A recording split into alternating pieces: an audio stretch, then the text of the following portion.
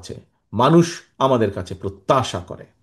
আপনাদের নিশ্চয়ই মনে আছে, বেশি দিন আগের কথা না, স্বৈরাচার পালিয়ে যাবার পর দেশে কিন্তু 3 দিন কোনো সরকার ছিল না বলতে গেলে, কোথাও সরকার ছিল না।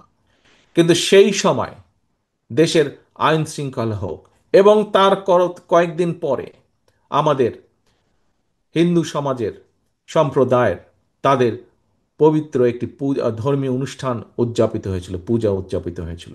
এবং তখন আপনারা প্রত্যেকটি মানুষ, বিএনপির প্রত্যেকটি নেতাকর্মী, আমরা কেন্দ্র থেকে নির্দেশ দিয়েছিলাম, কিন্তু আপনারা প্রত্যেকে পরিশ্রম করে সেদিন আপনারা আইন শৃঙ্খলা বজায় রেখেছিলেন, যাতে কোথাও কেউ কোনো সুযোগ নিয়ে কোনো অকারেন্স করতে না পারে। বিএনপি সারা বাংলাদেশে, মনে আছে নিশ্চয়ই আপনাদের, এই ঘটনাটি মনে আছে আপনাদের।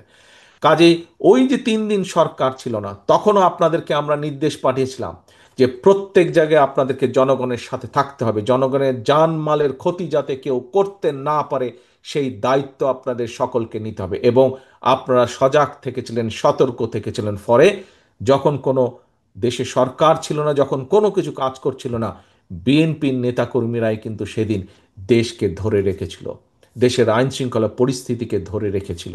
কাজে প্রিয় সহকর্মীবৃন্দ, আপনাদের সেই দায়িত্ব আজও শেষ হয়ে যায়নি। আজকেও